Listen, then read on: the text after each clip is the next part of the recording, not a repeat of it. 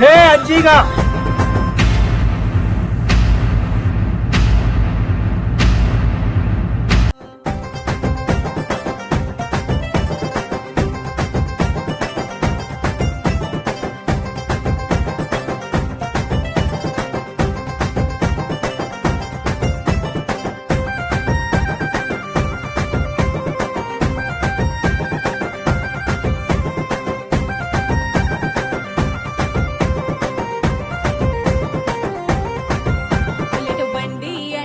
కళ్ళకి అద్దాలంట వాడు సూపులు చూస్తే నా గుండెల గుచ్చే పూలు పండ్లు ఎట్టుకోను తాళ్ళు వచ్చేనంట మా లగ్గానికి ముహూర్తాలు పెట్టేనంట.